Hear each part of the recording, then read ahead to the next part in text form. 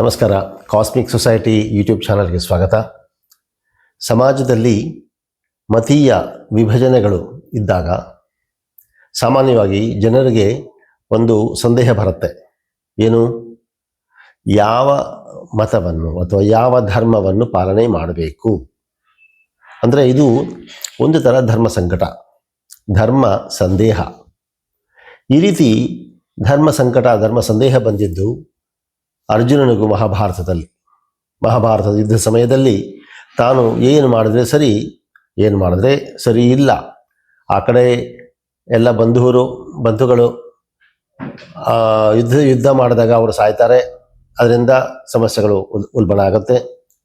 ಒಂದು ವೇಳೆ ಅದು ಮಾಡಿಲ್ಲ ಅಂತ ಹೇಳಿದರೆ ಅವರು ಅಧರ್ಮದ ಕಡೆ ಇದ್ದಾರೆ ಅನ್ನೋದು ಗೊತ್ತು, ತಾನು ಧರ್ಮದ ಪಾಲನೆ ಮಾಡಬೇಕು ಅನ್ನೋದು ಗೊತ್ತು. ಹಾಗಿದ್ದಾಗ ಭಗವಾನ್ ಕೃಷ್ಣ ತನ್ನ ಜೊತೆ ಇದ್ದಾನೆ ಅನ್ನೋದು ಗೊತ್ತು. ಹಾಗಿದ್ದಾಗ ಈ ಎರಡ ಮಧ್ಯದಲ್ಲಿ ದ್ವಂದ್ವ ಬಂದಾಗ ಇದು ಒಂಥರ ಧರ್ಮ ಸಂಕಟ ಆಯಿತು. ಅದೇ ರೀತಿ ನಮ್ಮ ಜೀವನದಲ್ಲೂ ಬಹಳಷ್ಟು ಸಲ ಯಾವುದೋ ಒಂದು ರೀತಿ ಧರ್ಮ ಸಂಕಟಗಳು ಬರುವಂಥ ಅವಕಾಶಗಳು ಇದೆ. ಅಂಥ ಸಮಸ್ಯೆಗೆ, ಅಂಥ ಪರಿಸ್ಥಿತಿಯನ್ನು ನಿಭಾಯಿಸೋದಕ್ಕೆ ಒಂದು ಮಾರ್ಗ ಇದೆ. ಅದಕ್ಕೆ ಭಗವಾನ್ ಕೃಷ್ಣ ಭಗವದ್ಗೀತೆಯಲ್ಲಿ ಕರ್ಮಯೋಗದಲ್ಲಿ ಹೇಳುವಂಥದ್ದು ಈ ಶ್ಲೋಕ: ಶ್ರೇಯಾನ್ ಸ್ವಧರ್ಮೋ ವಿಗುಣಃ ಪರಧರ್ಮಾತ್ವನುಷ್ಠಿತಾತ್ ಸ್ವಧರ್ಮೇ ನಿಧನಂ ಶ್ರೇಯಃ ಪರಧರ್ಮೋ ಭಯಾವಹಃ. ಶ್ರೇಯಾನ್ ಸ್ವಧರ್ಮೋ ವಿಗುಣಃ ಪರಧರ್ಮಾತ್ವನುಷ್ಠಿತಾತ್.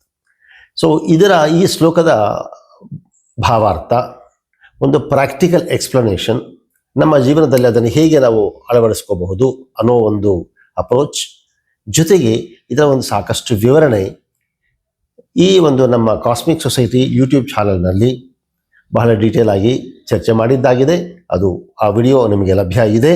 ತಾವು ದಯವಿಟ್ಟು ನಮ್ಮ ಒಂದು ಡಿಸ್ಕ್ರಿಪ್ಷನ್ ಬಾಕ್ಸಲ್ಲಿ, ಕಾಮೆಂಟ್ ಬಾಕ್ಸಲ್ಲಿ ದಯವಿಟ್ಟು ನೋಡಬಹುದು.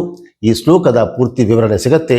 ಮತ್ತು ಕಾಸ್ಮಿಕ್ ಸೊಸೈಟಿ ಯೂಟ್ಯೂಬ್ ಚಾನಲ್ ಜೊತೆಗೆ ತಾವು ಸದಾ ಇರಿ.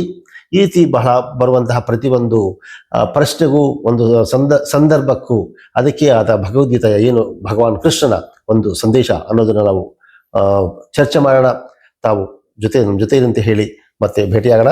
ನಮಸ್ಕಾರ.